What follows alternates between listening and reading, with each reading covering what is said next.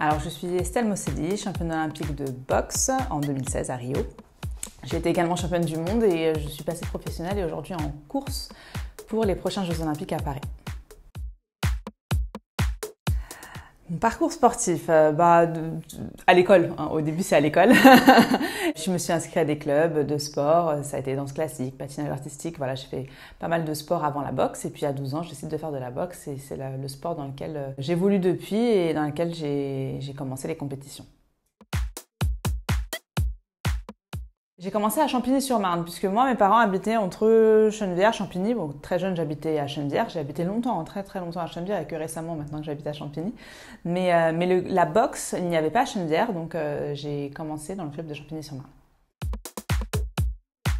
Moi, j'étais à l'école Rousseau, donc j'étais à la maternelle Rousseau, à la primaire Rousseau. J'étais sur Chennevières sur toute ma scolarité, avant d'arriver sur Saint-Maur au lycée, mais bon, moi, je connais très bien la ville, bien entendu.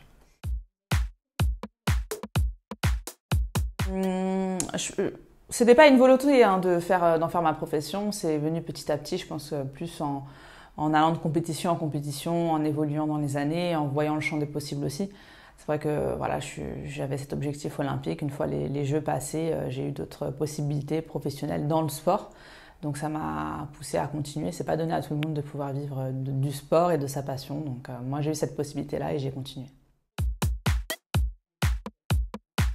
Les moments forts de ma carrière, le plus gros moment de ma carrière, je pense que tout le monde le connaît, c'est quand je suis devenue championne olympique en 2016. C'est ma plus grande réussite d'ailleurs aussi. Et c'est la raison pour laquelle après un parcours professionnel, puisque je suis passée en boxe professionnelle, qui est très différent de la boxe amateur, j'ai décidé de revenir parce que c'est vraiment le moment marquant de ma carrière, ça reste les Jeux et j'ai envie de revivre ça à nouveau.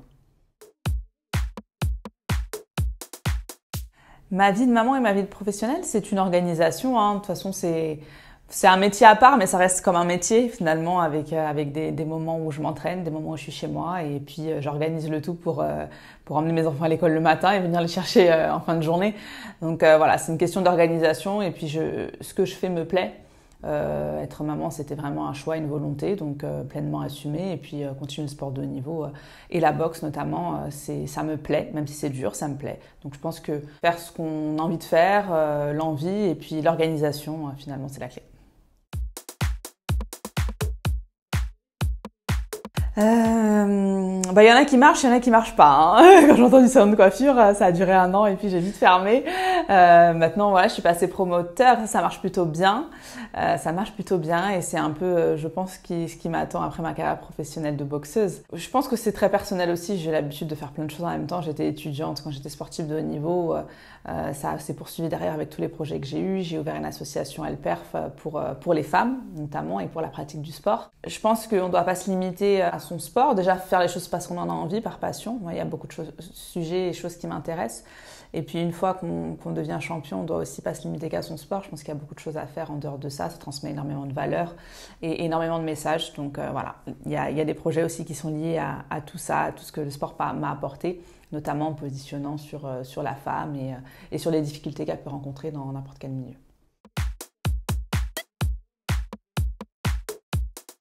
Des inégalités, il y en a forcément, puisque on a quand même commencé, la boxe féminine entre sur les Jeux Olympiques en 2012. Donc rien que ça, c'est une inégalité quelque part.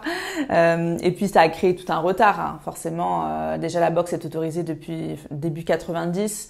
La boxe féminine, ça n'était pas le cas avant. Donc forcément, on a un gros décalage entre la pratique de la boxe féminine et la pratique de la boxe masculine.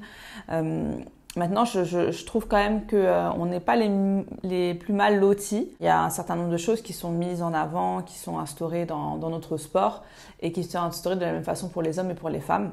En tout cas, dans la boxe qu'on dit amateur et la boxe des Jeux. Après, ça devient autre chose. C'est la boxe professionnelle, c'est forcément la visibilité, l'intérêt aussi des gens. Donc là, il y a d'autres choses qui jouent. Voilà, je trouve que c'est pas le sport dans lequel on pâtit forcément d'inégalités particulières. Et moi, j'ai vu justement tout au long de ma carrière des améliorations. Au début, je suis rentrée dans une salle de boxe. Comme j'ai dit, c'était pas autorisé avant 90, donc il n'y avait pas de vestiaire pour femmes. C'est un exemple. Et puis ma venue et mes résultats ont fait qu'on a eu une très belle salle qui a ouverte avec des vestiaires hommes, des vestiaires femmes. Voilà, je pense que les parcours de chacun et le fait que de plus en plus de femmes aussi pratiquent ce sport balaye quelque part ces inégalités qu'il peut y avoir. Pas forcément. J'ai à cœur de construire mon propre parcours, d'avoir mon propre chemin. Je pense que mes inspirations, ça reste ma famille et puis mon vécu et à travers le leur. Bien sûr qu'il y a des femmes inspirantes et des sportives inspirantes, mais je fais beaucoup les choses parce que j'ai envie de les faire et pas parce que je me dis telle ou telle personne l'a fait. C'est vraiment la première chose qui me pousse à me fixer des objectifs, c'est de me poser, de me dire est-ce que ça, je suis prête à tout prix, même dans la difficulté, à essayer d'accéder à cet objectif-là. C'est la première raison. Non, il n'y a pas à hésiter à s'impliquer dans le sport. Le sport, de toute façon, de façon générale, est ouvert à tout le monde, aux femmes et aux hommes. Et je pense qu'il faut au contraire qu'il y ait de plus en plus de femmes qui franchissent le pas, si elles en ont envie, de s'impliquer dans le sport parce que jusqu'à aujourd'hui, on est quand même en infériorité numérique. et ce n'est que quand certaines femmes franchiront ce pas-là, seront de plus en plus intéressées aussi vers le milieu du sport et vers des rôles majeurs qui peuvent être des rôles de direction dans des instances sportives, qu'on pourra, si ce n'est pas inverser la tendance, en tout cas mettre à même niveau les hommes et les femmes sur ce plan-là. Mon association Elperf, c'est une association, quand je l'ai créée, c'était avant tout pour pouvoir régler peut-être certaines problématiques qui n'étaient liées qu'aux femmes. Puisque on parle beaucoup d'égalité, mais on est quand même très différents entre hommes et femmes. Et dans la pratique, c'est quelque chose qui se ressent. Voilà, les femmes sont amenées à avoir des enfants, les femmes ont aussi peut-être des problèmes qui peuvent impacter sur la performance. Quand on fait de la performance de haut niveau, on sait que c'est la somme des détails qui font la différence et qu'on forcément, moi qui étais par exemple qui suis dans un sport à catégorie de poids, les dérèglements hormonaux, le problème de gestion des règles, tous ces sujets sont des sujets qui sont propres aux femmes.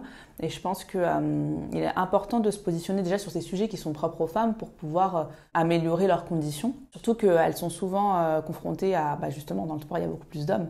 Voilà, donc à des coachs peut-être masculins ou à des interlocuteurs masculins qui ne comprennent pas forcément comment tout cela fonctionne ou qui n'ont pas forcément les réponses pour. Donc mon association au départ, c'était vraiment pour ça. Et ça s'est davantage aussi développé vers le dialogue vers la jeunesse, c'est-à-dire éduquer les jeunes sur ce qu'est le sport. Et le sport, c'est quelque chose qui est tourné vers tout le monde. C'est pas forcément quelque chose qui est plus tourné vers les femmes que les hommes. Et selon les disciplines aussi, on peut avoir pas mal de préjugés. Et finalement, il n'y a pas de préjugés à avoir, comme je le dis souvent. C'est la première chose qui doit pousser un jeune à faire du sport, c'est son envie personnelle et pas forcément ce qu'on attend de lui ou les cases dans lesquelles on veut lui faire rentrer. Donc mon association, c'est ça, c'est avoir un message de bonne pratique pour tous et pour toutes. Oui, alors les actions, c'est davantage dans les écoles. J'aimerais le tourner aussi vers les quartiers parce que je pense que c'est quelque chose dont on a besoin aussi, passer ces messages, balayer un peu les préjugés. L'action en elle-même s'appelle boxer les préjugés. Et boxer les préjugés, pourquoi? Parce que, comme je l'ai dit, dans le sport, il y a beaucoup d'a priori, il y a beaucoup de personnes qui ne vont pas dans des sports parce qu'on dit telle ou telle chose d'elles et qu'elles se sentent pas forcément à leur place. Mais pour moi, le sport, c'est pour tout le monde. Et c'est pas forcément de la boxe qu'on pratique, même si c'est boxer les préjugés. C'est plus un nom donné pour avoir un peu le lien avec ma pratique à moi. Mais on pratique du sport avec ces jeunes et on a pratiqué du sport avec ces jeunes. Ça a été...